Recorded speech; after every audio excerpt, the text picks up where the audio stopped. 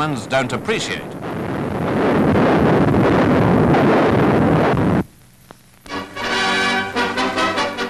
Car parks without cars provided one sign of the times when people arrived at Wembley for the International.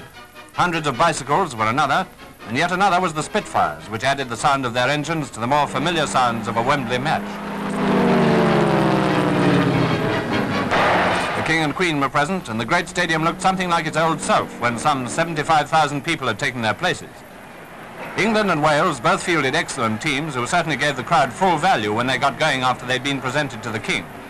England in white shirts.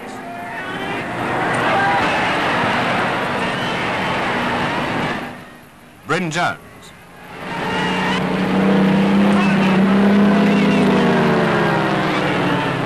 Hapgood and Turner at the toss-up. Hapgood was having a day. It was his 43rd international for England, a record, and the 34th time he's captained them. And incidentally, Eddie's just got his commission in the RAF. Westcott kicked off, and England at once went away but failed to score. And this was a bright opening, and it was absolutely ding-dong for 20 minutes before Carter put England one up.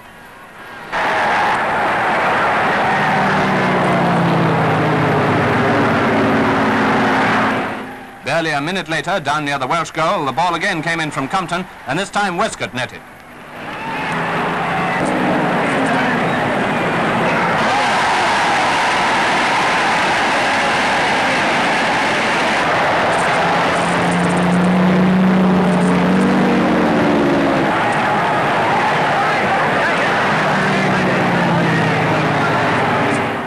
Were naturally fighting mad by now, and playing a great game made a counter-attack which led to a goal from Lowry.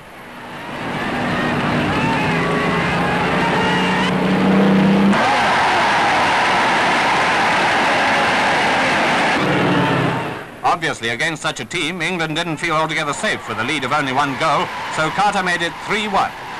But Wales didn't leave the score at that for long, smartly adding a second themselves before half-time, once more through their brilliant centre-forward, Lowry.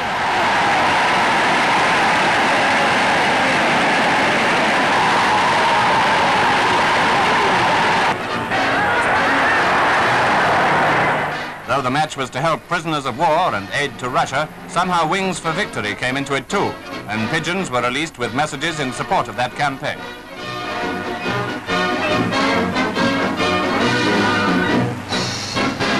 In the second half, both sides kept up the pace, England being the first to score when Westcott netted again 5 minutes after the interval.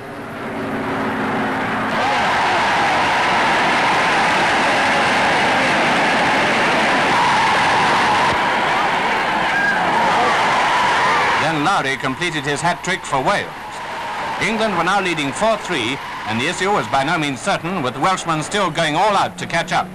Then came the other hat-trick by Westcott, which put England 2 ahead once more. And that was the result of one of the grandest internationals ever seen at Wembley, 5-3 for England.